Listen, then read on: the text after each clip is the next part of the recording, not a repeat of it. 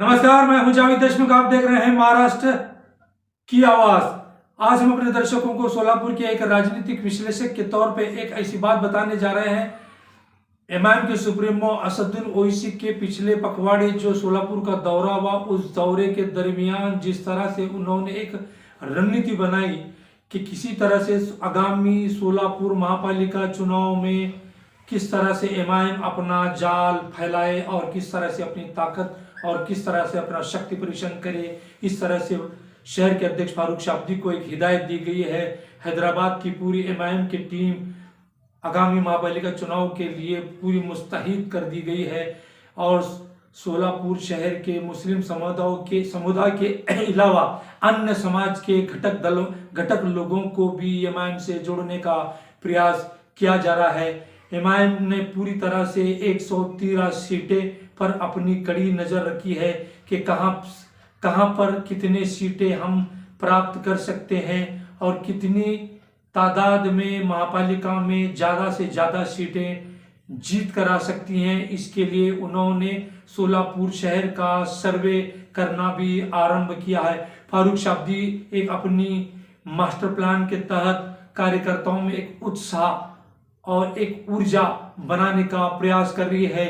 विशेषकर युवा वर्ग में इस बात को लेकर कयास लगाए जा रहे हैं कि किस तरह से एमआईएम महापालिका में कितने सीटें प्राप्त कर सकती है, किंग मेकर हो सकती है या खुद किंग मेकर बन सकती है।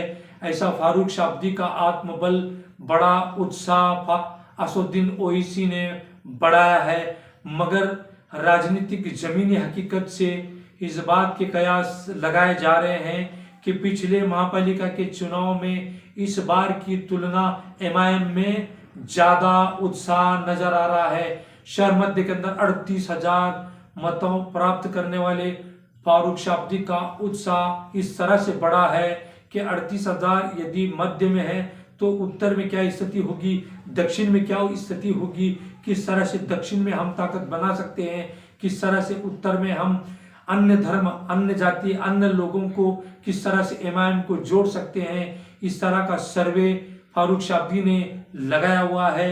अब हमें देखना है कि असदुद्दीन ओवैसी के पास जो मास्टर प्लान है, जिस तरह से उन्होंने ब्लूप्रिंट तैयार किया है कि महापालिका में किस तरह से सेकुलर विचारधारा के नाम पर ठगने वाली पार्टियों को इस बार उनकी औकात दिखा दी जाएगी, ऐसा असदुद्दीन ओवैसी का मानना है। और उन्होंने फारूक शाब्दी को हिदायत दी है कि जितना हो सके अपने बलबूते चुनावी मैदान में कूदें।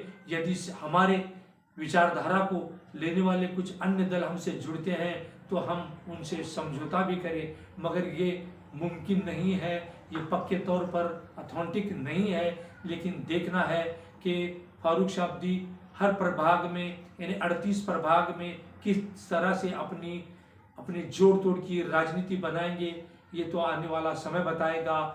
महाराष्ट्र की आवाज़ ये कयास लगा रही है और किस तरह से महाराष्ट्र की आवाज़ पूरे सोलापुर शहर में एक ग्राफ बना रही है कि कौन सी पार्टी कितनी सीटें प्राप्त कर सकती है। हम अपने तौर पर एक विश्लेषक, एक एनालिसिस हर हफ्ते करने का प्रयास करेंगे। देखते रहिए महाराष्ट्र की आवाज़ न्यूज चैनल। धन्यवाद। लाइक कीजिए हमारे चैनल महाराष्ट्र की आवाज़ को और ताज़ा खबरें पाने के लिए बेल आइकॉन को प्रेस